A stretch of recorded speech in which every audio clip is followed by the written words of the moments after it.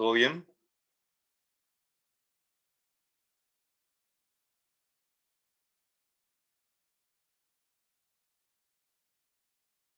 Bien. Ya están subidas las notas de la entrega que tuvieron ustedes el martes. Por si todavía no vieron, pueden fijarse sus notas. Y vamos a comenzar con la clase de hoy. Vamos a hablar sobre patología hepática y ya al terminar la clase ya le voy a estar pasando estas clases también a Rosana para que les pueda distribuir a ustedes. Hasta cáncer de colon ya le pasé. Las clases de hoy todavía no le pasé a ella, ¿sí? Por cualquier cosa que ustedes quieran, digamos, consultar o lo que sea, ya saben hasta dónde le pasé. No se olviden que la semana que viene, digo no se olviden porque no sé si ya les dije o no, ¿verdad? Pero la semana que viene, el contenido de la entrega es hasta cáncer de colon. La clase de hoy no entra en la entrega de la semana que viene, ¿ok? Va a ser hasta cáncer de colon, ¿sí? Desde enfermedad inflamatoria intestinal, incluyendo también la parte de enfermedad celíaca que dimos, toda la parte de pólipos y cáncer de colon. Hasta ahí es la entrega de la semana que viene. Bien. ¿Quieren hacer alguna consulta antes de comenzar la clase?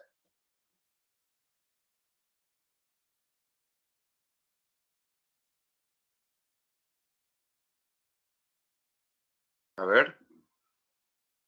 No, gracias, dice Braulio. Muy bien. Manuela tampoco.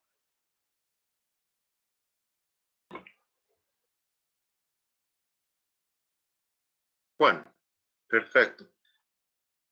Comenzamos entonces. La primera habla sobre la patología hepática no tumoral. Vamos a enfocarnos sobre todo en las enfermedades, digamos, no tumorales más importantes del hígado, no en todas, ¿sí? Y posteriormente vamos a hablar de los tumores en la segunda parte de la clase. Bueno, primero que nada vamos a hablar de las hepatitis, especialmente de las hepatitis de tipo virales. Bueno, vamos a hablar sobre estos virus, el virus de hepatitis A, B, C, D y E, más que nada haciendo enfoque en algunas cuestiones clínicas y en la parte morfológica, no tanto en sí en la estructura viral, porque eso ya es más de microbiología, no nos compete tanto a nosotros. El virus de la hepatitis A, como ustedes saben, es un virus de tipo ARN, se transmite por vía fecal oral, a través de alimentos, agua contaminada. Y una cosa importante es que no crea estado de portador. Vale decir de que si una persona tuvo hepatitis A y se recuperó de la enfermedad, va a tener anticuerpos que lo protegen durante toda la vida. El virus se destruye por completo, pero luego de producir enfermedad.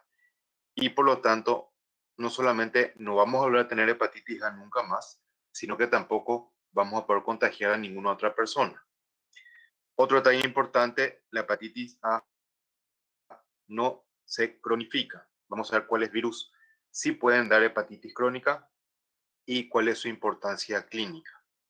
Tampoco hay riesgo de contraer carcinoma hepatocelular por infecciones por virus de la hepatitis A. La vacuna es altamente efectiva.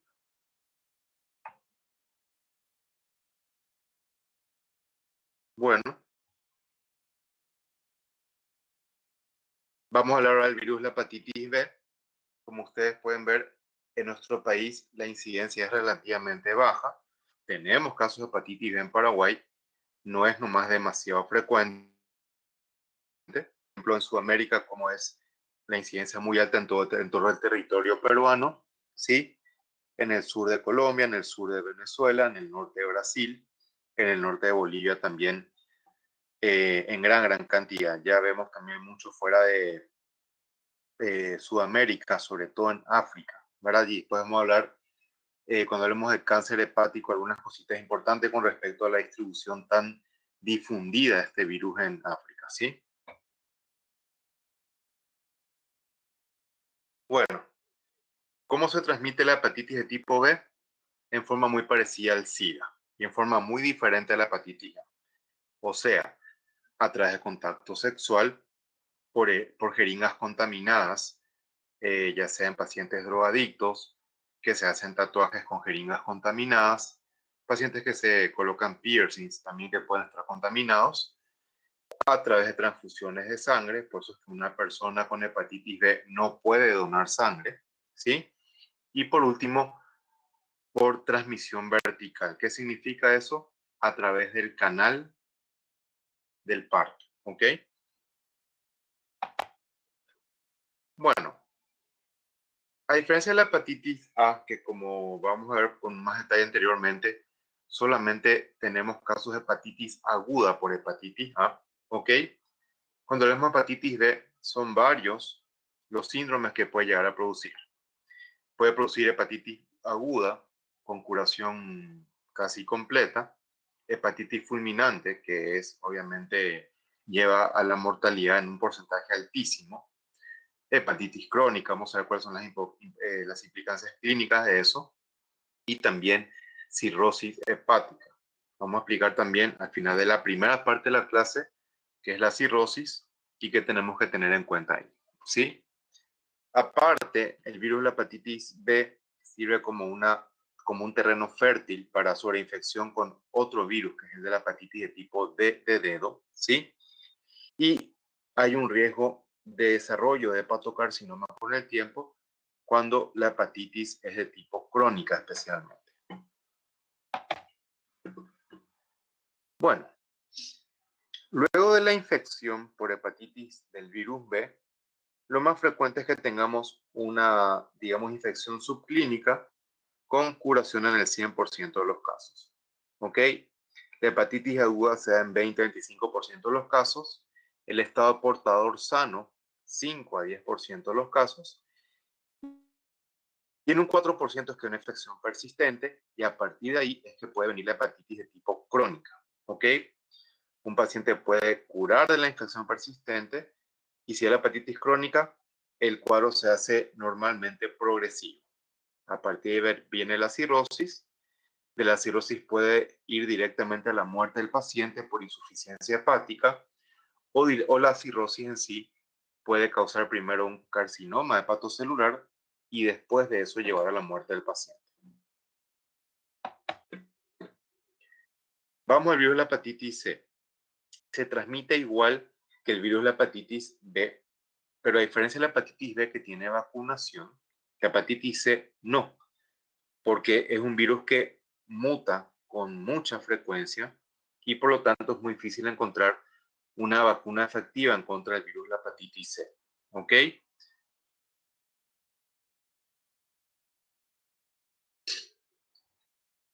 Bueno, a diferencia del virus B, que da más frecuentemente cuadros agudos, el virus C da principalmente hepatitis crónica. ¿Ok? Y la hepatitis crónica puede, digamos, convertirse en una enfermedad estable en el 80% de los casos. Significa eso que no progresa, o en todo caso progresar hacia una cirrosis que puede ser estable, lo cual en la práctica es raro, les cuento, dice 50% de los casos, pero la cirrosis es más bien progresiva en la gran mayoría de los casos, rara vez se hace estable, y por los motivos que ya explicamos anteriormente, la cirrosis lleva al paciente a la muerte en forma directa o luego de haber provocado un hepatocarcinoma primeramente. ¿Ok? La hepatitis fulminante es bastante rara cuando hablamos de hepatitis de tipo C. Priscila, en realidad no se puede hablar de cuál es más agresivo o no, porque no depende, o sea, no es que un virus sea más agresivo que otro, sino más bien depende del cuadro clínico que produzca cada virus, ¿verdad? Cuando hablamos de hepatitis B o C, lo más importante quizás sea el porcentaje que estos virus pueden llevar a la cronicidad. Me disculpan un segundo, ¿sí?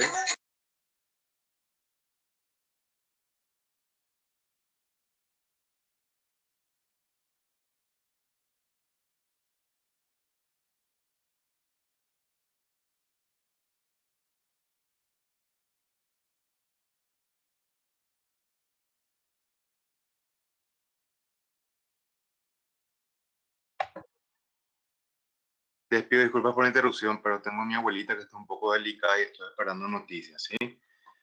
Bueno, entonces, Priscila, no podemos hablar realmente nosotros de cuál es más agresiva. Lo que más importa cuando comparas virus B con virus C es cuál va con más frecuencia a la cronicidad. Y sería justamente el virus C. Solamente que el virus C tiene muy poca prevalencia. En Estados Unidos sí es relativamente prevalente, por ejemplo, por sencillamente la vacunación que se encuentra para el virus B, pero bueno, en Sudamérica pues no todo el mundo se vacuna contra hepatitis B. En Estados Unidos lo hacen en forma sistemática, ¿entienden? Entonces, eh, el virus C puede ser un problema más grave cuando se adquiere la enfermedad, pero el virus B es más prevalente en nuestras zonas, en nuestras regiones.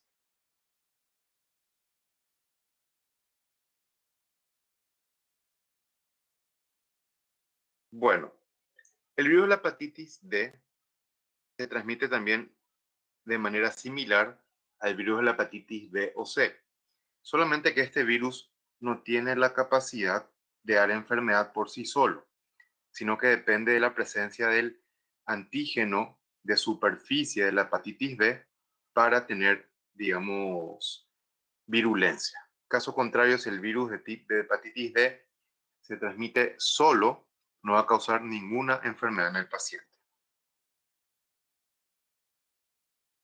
Y depende de la forma en la cual uno adquiera el virus de la hepatitis D de dedo, vamos a hablar de dos grupos. Cuando hablamos de superinfección, cuando el paciente adquiere el virus D de dedo, cuando ya es portador de hepatitis de tipo B de bueno. ¿Me entiende? Una coinfección cuando el paciente es totalmente sano, no es portador de hepatitis B y adquiere, supongamos a través de una transfusión, los dos virus al mismo tiempo. ¿Ok? Esto deriva en diferentes porcentajes de evolución de diferentes cuadros clínicos en cada caso.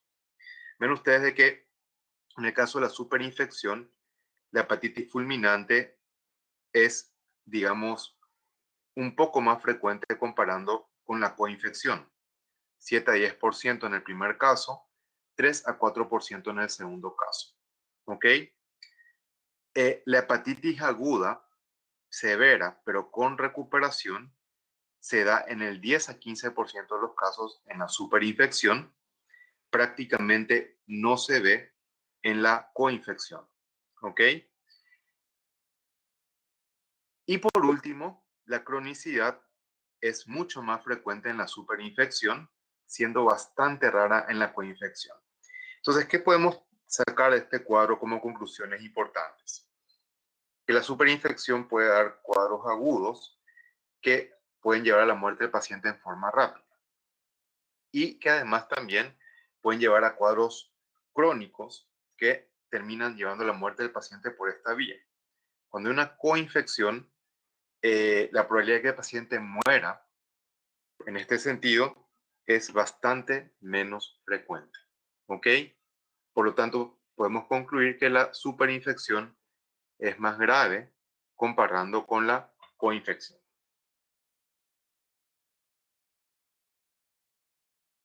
Virus de la hepatitis E, les cuento que es bastante raro en nuestras regiones, es más un virus que se ve en países asiáticos, pero igualmente vamos a estudiarlo. Es raro en niños, se transmite por vía enteral, ¿sí? A través de alimentos contaminados. La enfermedad es autodelimitada, cura sin ningún tratamiento y en la gran mayoría de las personas es una enfermedad bastante leve, con una excepción importante que es en mujeres embarazadas, donde la probabilidad de que la mujer muera cuando, digamos, está embarazada y adquiere este virus es relativamente alta, ¿ok?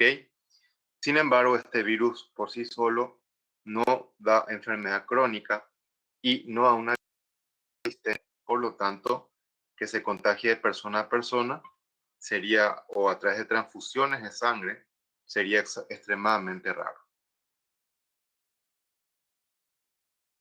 Bueno,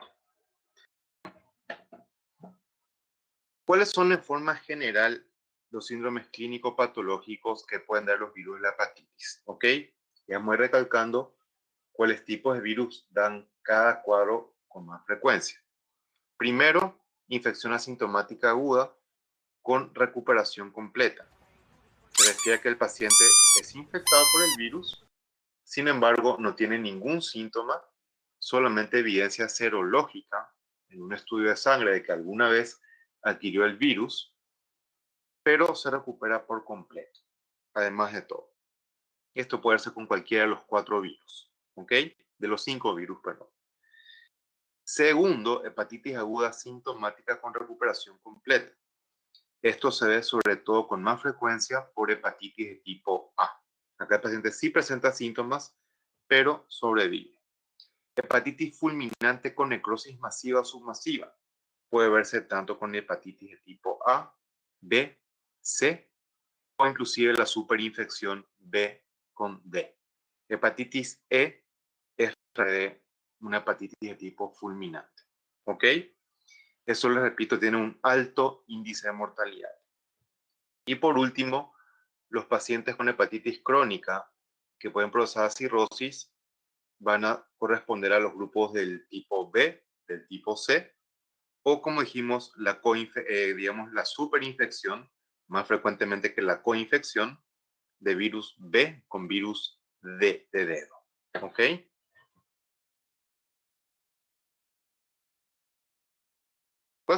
¿Cuáles serían los patrones morfológicos de lo que estamos estudiando ahora mismo nosotros? Primero que nada, notemos lo que debería de verse en hepatitis aguda. Y acá quiero hacer una aclaración importante. Yo no pretendo que ustedes sepan diagnosticar histológicamente todos los tipos de hepatitis. Solamente las cosas que yo les digo, esto es importante que ustedes sepan reconocer, eso es lo que quiero que reconozcan. ¿Ok? Caso contrario, vamos a hacer la descripción correspondiente, pero para que entiendan qué es lo que pasa con nuestro hígado cuando tenemos estos diferentes tipos de hepatitis. ¿Ok? Cuando hay hepatitis aguda, vamos a tener un infiltrado linfocitario periportal. ¿Qué significa? Que se encuentra rodeando el espacio porta. ¿Ok? Generalmente se encuentra limitado a esa zona en la mayoría de los casos. ¿Sí? Otros cambios, digamos, asociados pueden ser aumento de células de Kupffer que hacen algunos agregados en algunas partes, hepatocitos con degeneración hidrópica, recuerden eso, lo vimos ya en lesión celular el año pasado. Podemos tener células con apoptosis o muerte celular programada, y también puede presentarse la colestasis, que es un enlentecimiento en el flujo de la bilis, que hace que la bilis se acumule justamente en los canalículos biliares, expanda los mismos, e inclusive puede verse esto cuando uno mira el microscopio. El canalículo biliar, recuerden que normalmente se ve solo con microscopio electrónico, pero si está expandido por acúmulo de bilis, podría llegar a verse. Bueno, esta es una imagen que corresponde a un hígado de una hepatitis aguda fulminante. ¿Cómo yo noto eso? Porque entre las áreas de color más marrón o marrón grisáceas, que son las normales, vemos un montón de nódulos amarillentos que confluyen en varias zonas. Esos nódulos amarillentos confluyentes, ¿ok?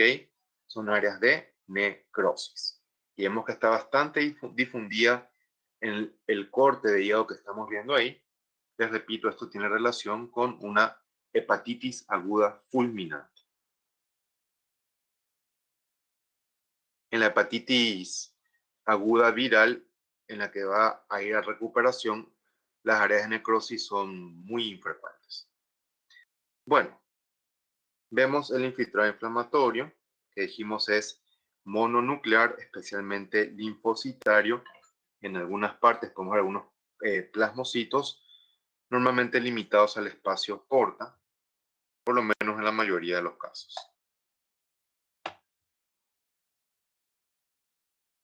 Vemos acá bien delimitado el infiltrado linfocitario en el espacio porta, que es justamente lo que estamos viendo ahí. Vemos cómo no se extienden los linfocitos fuera de ese espacio. Eso es para hepatitis aguda viral. No estamos hablando de la variante fulminante, ¿sí? ¿Qué más permite ver estas imágenes? Vemos primero la imagen inferior derecha, ¿ok? Donde está señalado un hepatocito con citoplasma amplio y claro. Eso es una degeneración hidrópica. Recuerden que es un signo histológico de lesión celular reversible. Y mirando la imagen del lado izquierdo, notamos señalados con flechas áreas de colestasis, que dijimos que son áreas donde se acumula la bilis porque su flujo es lento. Puede acumularse la bilis en el citoplasma del hepatocito, que es lo que muestra justamente la flecha del lado izquierdo, o bien, como dijimos, a nivel del canalículo biliar, que es justamente lo que vemos en la parte derecha de la imagen. La bilis tiene un color medio marrón o a veces más verdoso cuando uno mira el microscopio. Bueno, en algunos casos, sobre todo se puede ver más en cierto estadio de la hepatitis B, el infiltrado linfocitario no se limita al espacio porta, sino que comienza a invadir los hepatocitos que rodean el espacio porta. Ese grupo de hepatocitos que rodea el espacio, si ustedes recuerdan por histología, se conoce como placa limitante. Y justamente lo que muestra la flecha amarilla son linfocitos que están invadiendo hepatocitos de la placa limitante. Eso se conoce como necrosis parcelar. ¿Por qué parcelar? Porque la placa limitante forma como si fuera una parcela que se encuentra rodeando el espacio porta. ¿Está bien? De ahí viene el nombre de necrosis parcelar. Bueno, estamos viendo hepatocitos con degeneración balonizante. Les muestro uno que se ve muy bien. Acá abajo, a la izquierda, perdón, abajo hay otro también que se ve muy bien. ¿Sí? Y si el paciente sobrevive al cuadro de hepatitis viral aguda, que es lo más frecuente lejos, la hepatitis aguda fulminante es rara, el hígado puede mostrar ciertos signos de regeneración. Y uno de ellos es la mitosis, que está marcada en la imagen del lado izquierdo. Ustedes saben que los hepatocitos normales no sufren mitosis, ¿sí?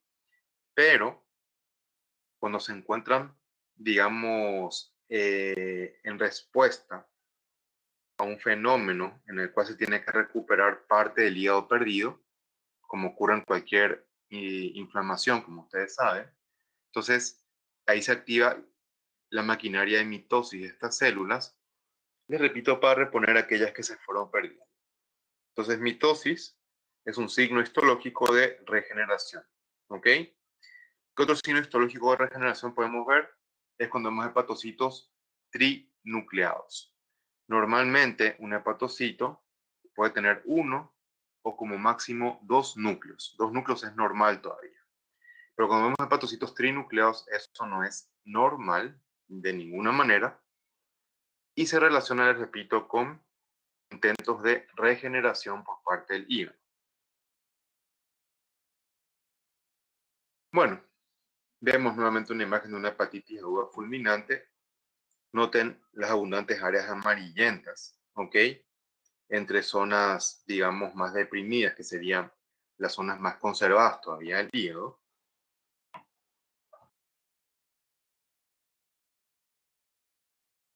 Bueno, y en la zona de necrosis vamos a tener también algunos intentos, digamos, de regeneración, pero no solamente de hepatocitos, sino también de regeneración de los conductos biliares, ¿ok? Que van a verse multiplicados en gran cantidad en la zona, digamos, necrótica, ¿ok? Toda la imagen muestra diferentes conductos de tamaños variables, algunos con luces abiertas, otros con luz cerrada porque son, digamos que más inmaduros, ¿sí? Proliferación de ductos biliares es característico de un proceso reactivo en respuesta a que el tejido hepático está siendo destruido.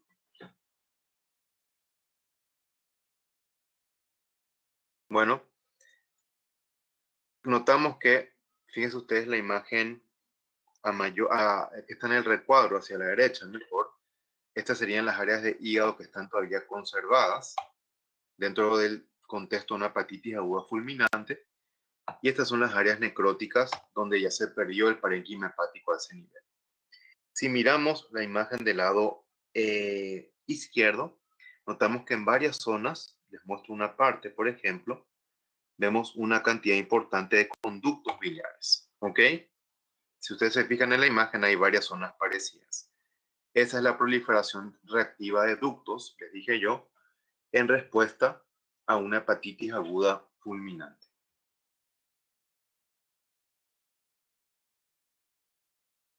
Bueno, seguimos viendo proliferación ductal, señalada con las flechas al lado izquierdo, y espacios porta, bastante ya infiltrados y relativamente destruidos, hacia el lado derecho en la zona señalada. Bueno, ¿cómo se define la hepatitis crónica? ¿Ok? Es una evidencia sintomática bioquímica de la prolongación o reaparición de una enfermedad hepática durante más de 6 meses. ¿Ok? Vale decir de que yo tengo que tener síntomas como mínimo durante por más de ese periodo de tiempo y además demostrar que está circulando por mi sangre el antígeno de superficie de la hepatitis de tipo B. ¿Ok? Y eso tiene que certificarse con una biopsia. Vale decir que lo que yo estoy viendo, ¿ok?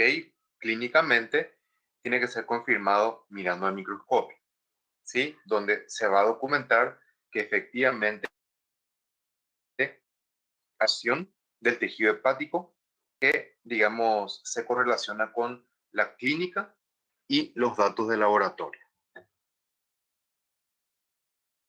Además, la histología va a permitir también que se pueda estimar qué tan avanzado se encuentra el proceso y sobre todo si el paciente tiene o no ya cirrosis. ¿Ok? ¿Qué vemos en forma general con la hepatitis crónica?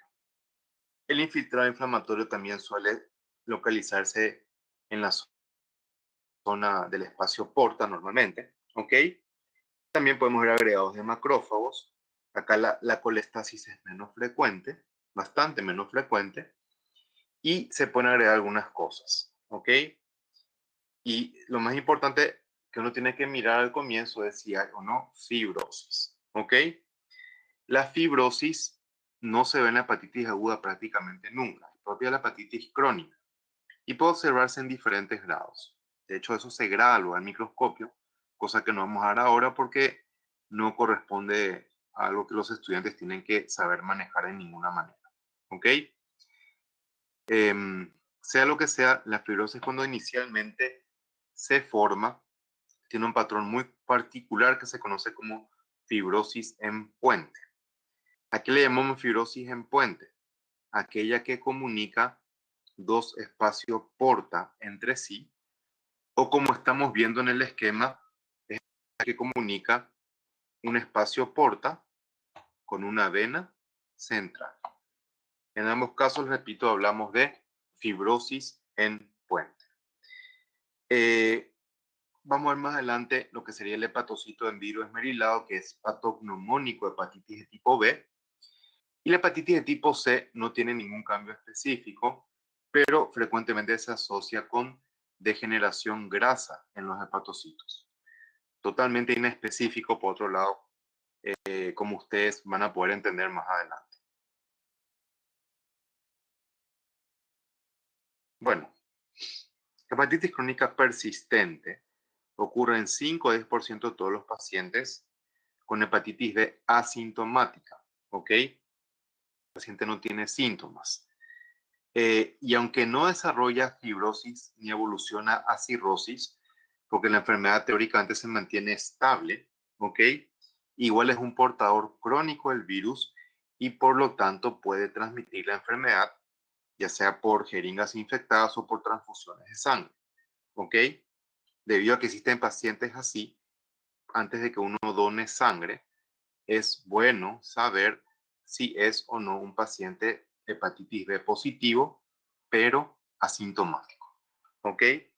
Lo que vamos a detectar en sangre, como le dije, es el antígeno en superficie de la hepatitis B. Y en una biopsia es muy característico el patognomónico de hepatitis B, el llamado hepatocito en virus esmerilado. ¿Ok? Eso es lo primero que quiero que ustedes sí sepan ver bien al microscopio. El hepatocito en virus esmerilado que voy a mostrar después. Bueno, aparte de eso, otros datos menos específicos van a ser espacios porta con linfocitos, el infiltrado portal que no se extiende típicamente al espacio, digamos, periportal o a la zona llamada placa limitante, ¿sí? Podemos ver focos de necrosis en algunos casos, pero en forma solamente parcheada y en zonas también limitadas o pequeñas, ¿ok? Acompañadas a ese nivel de infiltrado linfóide. Todos esos datos son, digamos que relativamente inespecíficos. Bueno, vemos acá claramente el infiltrado inflamatorio crónico, el linfocitario especialmente limitado al espacio porta.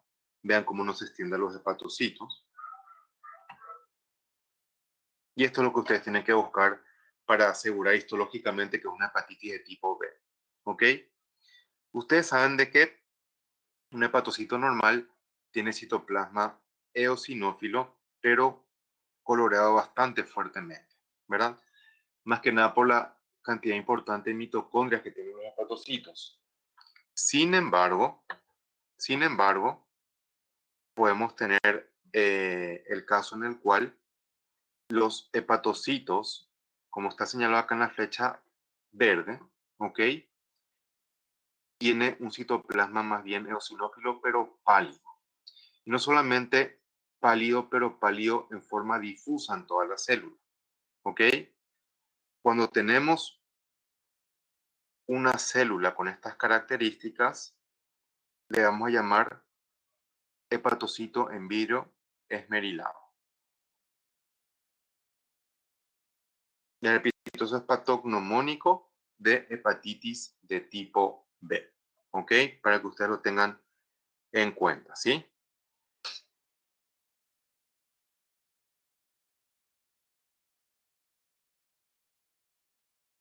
¿Qué parte específicamente, Angie, querés que repita para que lo pueda hacer, por favor?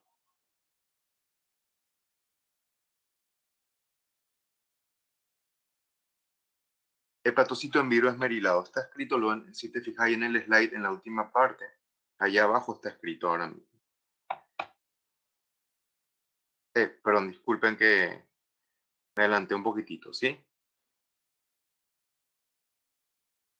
Bueno, cuando la hepatitis crónica se hace activa, vale decir, tiene un carácter ya progresivo, que va a ir a la fibrosis, no la estable que vimos recién o persistente, hablo de la activa, que es progresiva. En ese caso, el infiltrado linfoide no va a ser solamente portal, sino que sí se puede extender a la placa limitante y dar la necrosis parcelar que vimos en imágenes previas. La fibrosis va a tener grados variables, inicialmente en puente, después ya en cualquier parte del hígado, básicamente, ¿sí? Podemos tener también formación de puentes septales fibrosos, como dijimos, hepatocito en virus esmerilados, o sea, si tenemos hepatitis de tipo B, y necrosis hepatocelular con necrosis en puente. Necrosis en puente se refiere, digamos, al mismo histológico que la fibrosis en puente. O sea, es una necrosis que en forma lineal comunica dos espacios porta o un espacio porta con una vena central. Sí, a eso le llamamos, repito, necrosis en puente. Que no vamos a ver el microscopio porque a ustedes realmente no les interesa o no les debería interesar mucho eso como estudiantes. Bueno, notamos acá que si vamos a tratar de delimitar el espacio porta, vamos a decir que sería de acá hasta acá aproximadamente. Pero vean cómo hay muchos linfocitos que claramente se encuentran invadiendo la zona de los hepatocitos. En esa zona, por ejemplo, ni que decir en esta zona aquí abajo, ¿verdad? A eso es lo que le llamamos nosotros, entonces, o ahí es cuando decimos que el extendido ya no está más limitado, el infiltrado, perdón, ya no está más limitado al espacio porta, sino ya se está extendiendo al tejido periportal. Lo que señala la flecha negra es un folículo linfoide que pueden verse cuando hay hepatitis crónica. Bueno, miramos de cerca y notamos nuevamente en ambas imágenes cómo el infiltrado se extiende fuera del espacio porta. Vean acá, por ejemplo, cómo el hepatocito, que les muestro dónde, se encuentra enteramente rodeado por linfocitos, lo cual, les repito, no debería de ocurrir si el infiltrado está solamente limitado al espacio porta. Ojo que de todo lo que estoy mencionando ahora mismo yo, y lo quiero repetir, lo único que quiero que sepan ver al microscopio hasta el momento es el hepatocito en virus esmerilado. ¿Está bien? No me interesa que sepan reconocer todo lo que estoy explicando, sino que lo explico solamente para que ustedes entiendan nomás qué pasa con nuestro hígado cuando sufrimos hepatitis. Nada más que eso. ¿Ok? Bueno, vemos acá nuevamente cómo el infiltrado se extiende en forma abundante ya en la placa limitante, provocando necrosis a ese nivel. Están señaladas justamente las zonas en el slide. Y vemos de cerca cómo algunos hepatocitos ya sufrieron una apoptosis, ¿verdad? Vean ustedes cómo tiene citoplasma fuertemente eosinófilo y algunas de estas células ya perdieron su núcleo. Otras como las de arriba tienen un pequeño núcleo pignótico, nomás que después también termina desapareciendo. Son todas células, digamos, apoptóticas las que tenemos acá.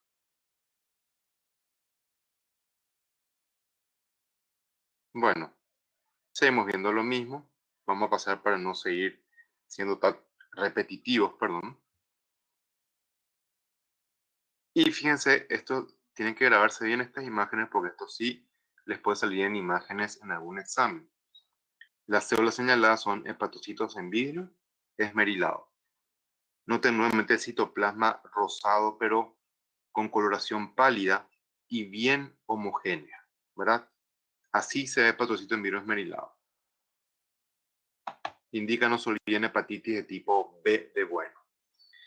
Si es que no son evidentes los hepatocitos en virus esmerilado, se pueden hacer coloraciones inmunohistoquímicas que igualmente me van a marcar aquellos hepatocitos que estén infectados con el antígeno de superficie del virus de la hepatitis B.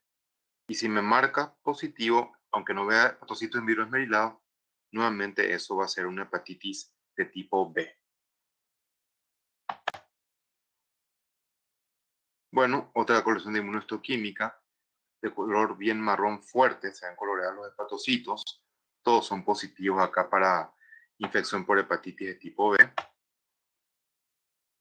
No, los hepatitis de tipo B, Iván, se encuentran en cualquiera de las variantes que pueda producir la hepatitis B, sea persistente, sea fulminante, sea aguda, sea crónica, digamos, activa, ¿ok?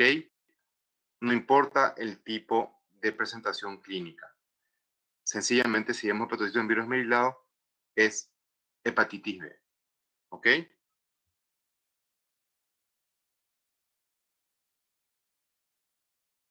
De nada. Bueno, esta parte no quiero ni mostrar porque no es importante para ustedes. ¿Ok?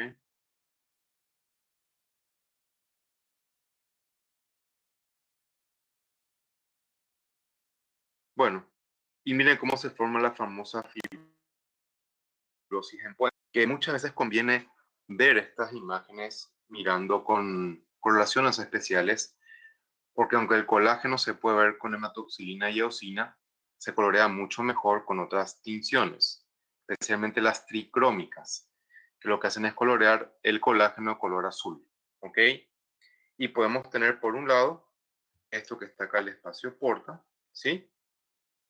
Acá vemos del otro lado otro espacio porta, y esta sería la fibrosis en puente, en esta zona, Y esta es otra fibrosis en puente. Solamente que el organismo comunica con una vena central. Dijimos que eso también puede ocurrir.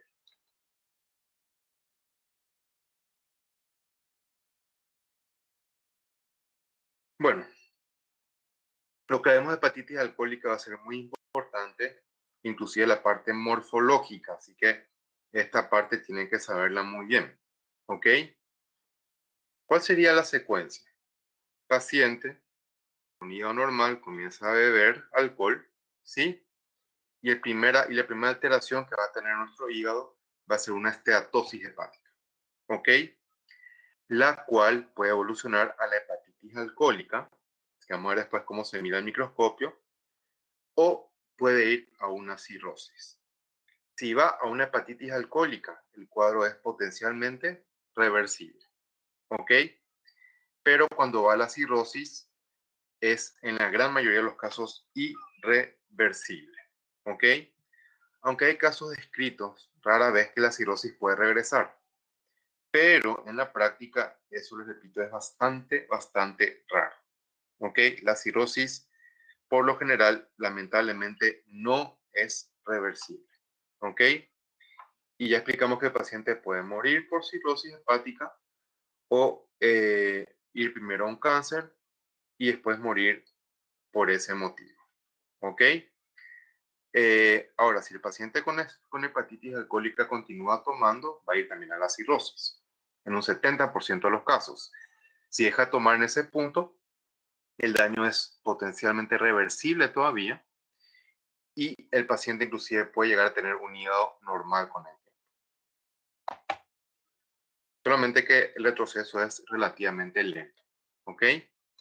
Bueno, esto es lo mismo que acabamos de explicar, solamente que con un grafo lindo, por decirlo de alguna manera, ¿ok? Les repito que un paciente con hígado normal puede ir a una esteatosis y a partir de ahí a una hepatitis alcohólica. De hecho, no hace falta pasar por digamos, por la vía esteatosis, hepatitis alcohólica, sino que directamente puede ir a hepatitis alcohólica del paciente. Ambos casos son reversibles, no se olviden de eso. Pero cuando cualquiera de los dos va a la cirrosis, ya es irreversible en muy escasos casos. ¿Ok? Bueno, ¿cuál es la dosis cirrogénica de alcohol? Esto es extremadamente importante para muchos de ustedes, ¿verdad? Es la siguiente. Varones, 160 gramos o más de etanol consumidos diariamente durante 10 o 20 años. ¿Cuánto etanol tiene aproximadamente un ñoño de cerveza? Que tiene 1 litro de cerveza, como seguramente casi todos ustedes ya saben. Tiene más o menos 50 gramos de alcohol. ¿Ok? Entonces, básicamente, tiene que tomar 3 ñoños por día durante 10 a 20 años para llegar a este punto. Eso es en promedio, porque muchos de ustedes quizás no tomen nada en el día de semana y los fines de semana se matan con una dosis bastante superior a 3 ñoños o 160 gramos de alcohol, de etanol, ¿verdad? Entonces, igualmente, eso también hace daño al hígado. Les repito, no hace falta que uno tome todos los días, ¿ok?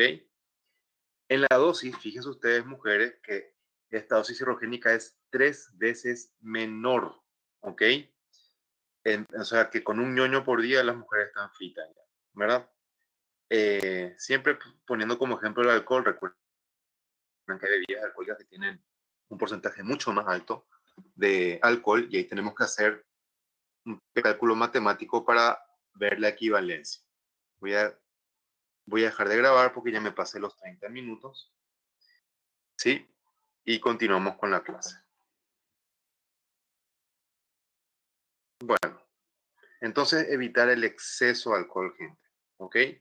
No tiene nada de malo tomar una que otra botellita de cerveza, tanto en tanto, todo el mundo lo hace, salvo muy escasas excepciones en la vida, pero no es bueno tampoco exagerar con la bebida alcohólica, por, ustedes entenderán ya los efectos a corto plazo y con más razón los efectos a largo plazo también para la salud, ¿ok? Bueno, ¿qué es el primer cambio que dijimos produce el alcohol en el hígado? es la esteatosis o el hígado graso. ¿Ok? Que cuando este efecto es muy extenso, produce agrandamiento del hígado y, y también cambia su coloración, que va a verse de color más bien amarillento, como ustedes pueden notar. Aumenta el tamaño del órgano, obviamente. ¿Sí? Recuerden que la microscopía, ya la vimos varias veces nosotros, va a mostrar hepatocitos con aspecto muy similar a los adipocitos, con citoplasma claro y univacuolado, o a veces también multivacuolado. Bueno, ¿qué produce histológicamente la hepatitis alcohólica? Vamos a tener focos de necrosis, pero hay tres cosas que son muy importantes, que son los pilares para hacer el diagnóstico. Antes que la histología, el antecedente obviamente clínico de que el paciente bebe alcohol en exceso, ¿ok? Durante un tiempo importante. Pero los tres pilares histológicos son los siguientes: infiltrado neutrofílico, degeneración grasa o esteatosis y la llamada hialina de Mallory, que ustedes ya conocen, pero vamos a recordar nuevamente cómo se da en un ratito. Si el paciente ya está comenzando con una cirrosis, vamos a tener fibrosis en diferentes grados. Pero no es necesaria la fibrosis para diagnosticar hepatitis alcohólica, porque, les repito, hepatitis alcohólica no necesariamente indica que el paciente ya tiene que tener cirrosis. Recuerden que inclusive en este punto todavía es reversible la enfermedad. Bueno, noten en ambas imágenes la esteatosis hepática es muy evidente, sobre todo en la imagen a menor aumento de la izquierda. Y lo que podemos ver acá, y miramos a mayor aumento sobre todo, es que el infiltrado inflamatorio no es mononuclear como los tipos de hepatitis virales que vimos anteriormente, sino que acá el infiltrado está formado por neutrófilos. Esto me indica a mí histológicamente una probable hepatitis alcohólica.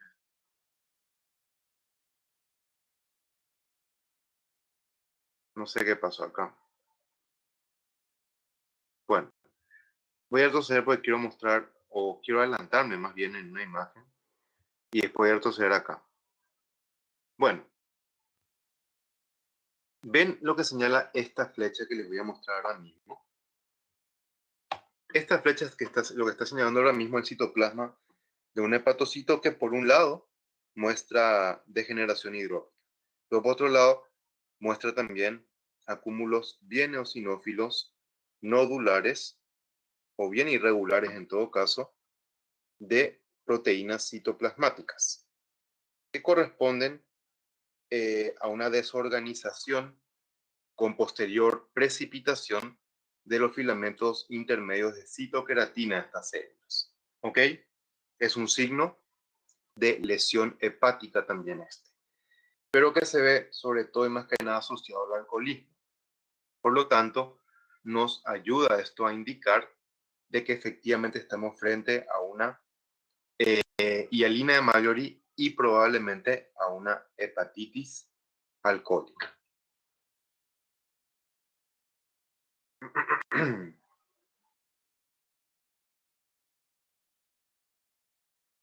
Bueno,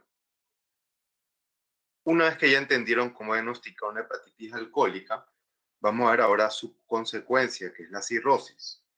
Obviamente, la cirrosis no es causada solamente por el alcoholismo, puede ser causada también por otras enfermedades, pero es la causa lejos más importante y más frecuente. ¿Cómo se define la cirrosis?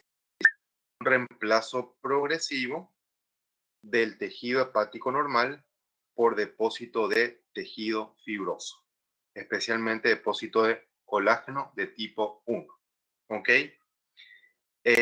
La cirrosis no es una enfermedad en sí, sino el punto en el cual pueden culminar diferentes tipos de hepatitis crónica, ya sea alcohólica o viral o de otras etiologías. ¿Ok? Es un concepto importante que tienen que manejar ustedes. Y vamos a ver también que la cirrosis tiene una morfología muy particular.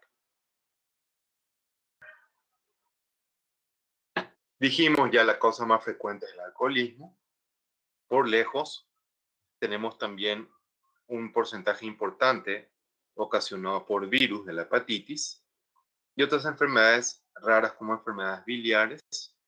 La colangitis autoinmunitaria, por ejemplo, puede producir cirrosis hepática. Otras más raras como la hemocromatosis, que es una sobrecarga sistémica de hemosiderina, puede producir este problema hepático. La enfermedad de Wilson, déficit de alfa-1 son causas muy raras, pero que en algunos casos habrá que tener en cuenta. Y por último, la hepatitis de tipo criptogenética. ¿Qué significa eso? Es de origen desconocido. Ven que el porcentaje no es nada despreciable. 10 a 15% de todas las hepatitis son de causa, de todas las cirrosis hepáticas van a ser de causa desconocida. Bueno, inicialmente la fibrosis, cuando se instala la hepatitis, como ya dijimos, va a ser en puente, después localizada en forma irregular en cualquier parte del hígado. Y además de la fibrosis en diferentes grados, vamos a ver intentos del hígado de repararse, ¿verdad? Lo que se conoce como nódulos de regeneración. ¿Qué son nódulos de regeneración? Conjunto de hepatocitos que están intentando regenerar el hígado que va siendo destruido y se va perdiendo. Vamos a ver después cuál es la diferencia entre macronódulos y micronódulos en este sentido. También la cirrosis, y vamos a ver enseguida, se acompaña de importantes alteraciones en la arquitectura hepática normal. Bueno, ahora, el hígado en sí normalmente no posee células que tengan capacidad inicial de formar colágeno de tipo 1, ¿ok? Pero sin embargo, en el espacio de Dice tenemos unas células que tienen justamente esa capacidad luego de un proceso de transformación que sí se van a convertir en células que depositan colágeno. Estas células que sufren esta transformación se conocen como células de hito, ¿verdad? Las habrán visto seguramente ustedes en histología. Vamos a hablar un poquitito más de ellas en un ratito más, ¿ok? Aparte también había una reorganización de la microarquitectura vascular. Ustedes recordarán que teníamos en la tríada portal una rama de la vena porta, una rama de la arteria hepática, que después en forma indirecta, una rama de la vena porta, una rama de la arteria hepática, que después en forma indirecta desembocan en los sinusoides hepáticos y a partir de ahí, pero la sangre fluye hacia la vena central, que está en el centro justamente del lobulillo hepático, ¿verdad? Esa arquitectura vascular es la que se pierde y sufre una reorganización cuando tenemos nosotros cirrosis hepática. Sencillamente, la arquitectura que ustedes conocen de lobulillos hepáticos se va perdiendo por completo conforme progresa más la fibrosis. Bueno, entonces, cuando hay una hepatitis o cuando hay cualquier patología que puede llevar a la cirrosis, se activa justamente la célula de hito y se transforma en un fibroblasto, ¿verdad? Es justamente en este punto en el cual se empieza a depositar colágeno de tipo 1 en gran cantidad que con el tiempo va reemplazando al tejido hepático normal, ¿ok? Y supera, de hecho, la capacidad de regeneración hepática y por mucho con el tiempo, ¿ok? No se sabe exactamente por qué la célula de hito se transforma en un fibroblasto en estas patologías, pero se sabe que ocurre así. Bueno, según el tamaño de los nódulos de regeneración, vamos a dividir a la cirrosis en cirrosis micronodular y macronodular, de manera muy sencilla. Cuando los nódulos de regeneración miden todos menos de 3 milímetros, hablamos de cirrosis micronodular.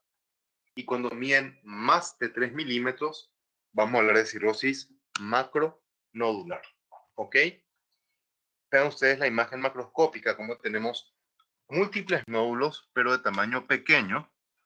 No tenemos una regla para medir ahí, pero son de tamaño pequeño, menor aumento se nota, difundidos en toda la superficie del hígado.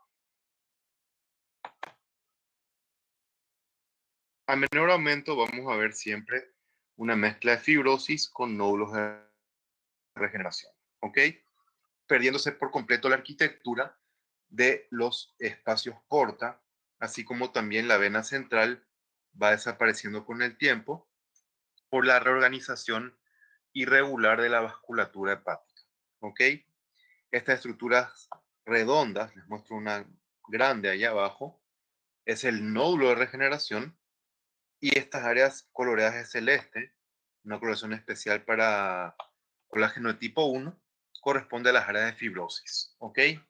Atiendan bien también la morfología de la cirrosis, porque eso también les puedo mostrar en imágenes en examen.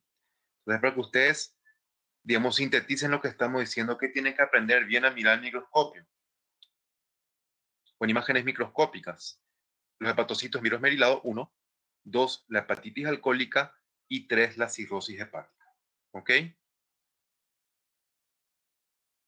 Vemos nuevamente acá los nódulos de regeneración, vemos una extensa área de fibrosis, y esas estructuras pequeñitas que están ahí, les muestro una, ven ustedes cómo hay varias muy parecidas, son justamente los ductos biliares que proliferan como una respuesta de tipo regenerativa.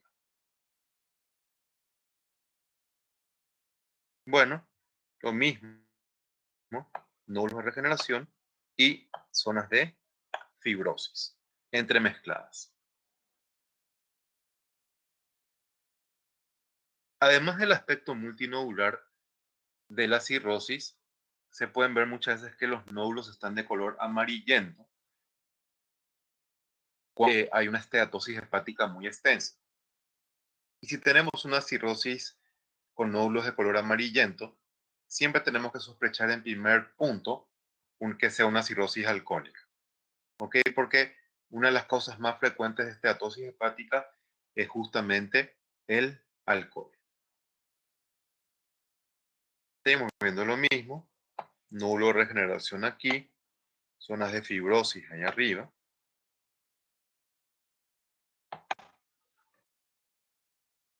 Lo mismo, ¿verdad? Les muestro los nódulos, las áreas de fibrosis, las imágenes muy repetitivas las paso un poquito de largo. Y noten de cerca cómo este nódulo regenerativo muestra muchos hepatocitos con degeneración grasa. Eso siempre apoya que la cirrosis haya sido producto de un alcoholismo. Más todavía si encontramos hialina de Mallory, más todavía si encontramos en algunas partes infiltrado neutrofílico. ¿Sí?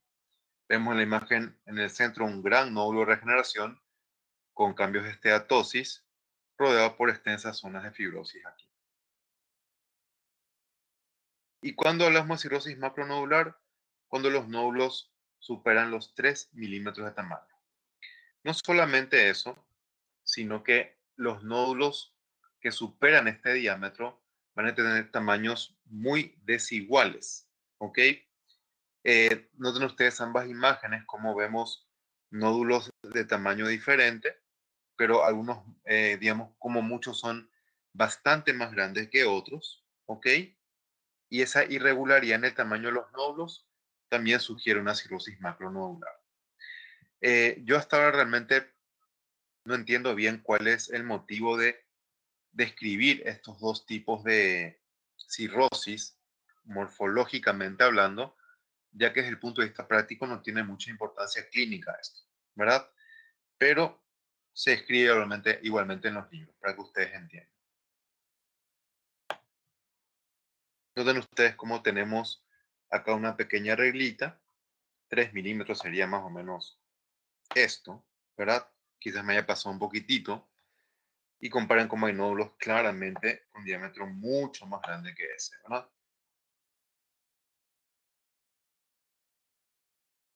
Bueno, la cirrosis macronodular también puede tener nódulos amarillentos, sugiriendo siempre que se tratan de un alcoholismo. Y al microscopio no hay mucha diferencia, salvo que los nódulos van a ser de mayor tamaño. Después todo es igual a lo que ustedes ya saben en la cirrosis. Seguimos viendo lo mismo, nódulos de regeneración con áreas de fibrosis. Seguimos viendo nuevamente lo mismo.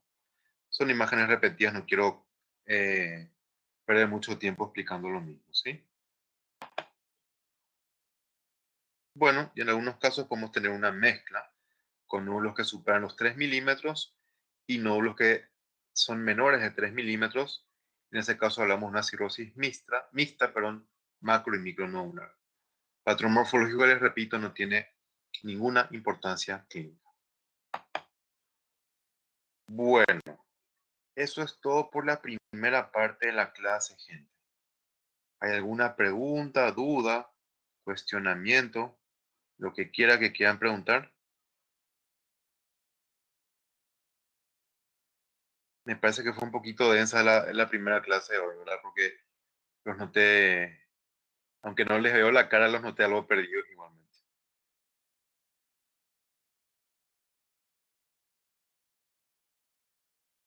La parte no tumoral del hígado generalmente no es tan simpática, ¿verdad? La parte tumoral es mucho más entretenida, pero la parte no tumoral es medio argel realmente, ¿verdad? Sobre todo al comienzo, la primera vez que uno lee es bastante, digamos que tedioso dar esto, ¿verdad? Pero bueno, les repito, ustedes tienen que saber específicamente de la parte morfológica, cirrosis, hepatitis alcohólica y reconocer los hepatocitos en vidrio esmerilado. Eso es lo que quiero que ustedes manejen bien, de lo que es morfología. La parte teórica, obviamente, todo. ¿Sí? Bueno, descansen 20 minutos y estamos de vuelta entonces para la segunda parte de la clase. ¿Sí?